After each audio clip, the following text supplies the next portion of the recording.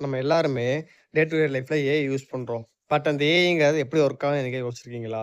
So நம்மளோட AI வந்து நெறையவே ஒர்க் ஆகுது. அப்படிங்கிறப்போ ஏஐ வந்து ஹியூமன் பிரெயினோட பெட்டரா?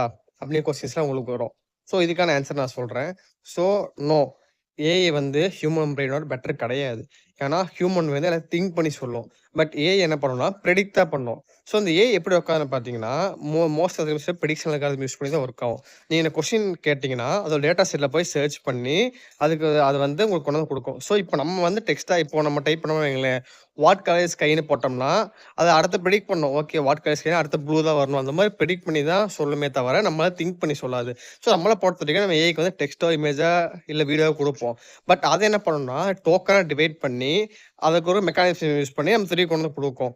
ஸோ, இப்படிதான் பார்த்தீங்கன்னா, ஏஐ வந்து ஃபங்ஷன் ஆவுது. ஸோ, அது அவங்க ட்ரெயின் டேட்டா செட் மட்டும் இல்லாம, இப்போ நம்ம ஏஐ கூட இன்டராக்ட் பண்றோம் பார்த்தீங்களா? அந்த டேட்டா செட் வச்சு அதே டெவலப் பண்ணிக்கும். இப்ப எக்ஸாம்பிள் பார்த்தீங்கன்னா, ஏஐல ஒரு கொஸ்டின் இல்ல. ஸோ, இப்ப நம்ம ஒரு ஃபியூ யூசர்ஸ் பார்த்து அதே கொஸ்டின் திருப்பி கேட்கிறப்போ, இது ஒரு பேட்டர்னா சேவ் பண்ணி, அத ஸ்டோர் பண்ணி வச்சுக்கும். ஸோ, திரும்பி அடுத்து வேற கேட்டாங்கன்னா, அத எடுத்து குடுக்கும். ஸோ, இப்படிதான் பார்த்தீங்கன்னா, மோஸ்ட் ஆஃப் தி ஏஐ வந்து ஒர்க் ஆகுது. So, next time AI use பண்றப்போ தெரிஞ்சுக்கோங்க. ஏஐ வந்து இப்படிதான் ஒர்க் ஆகுது.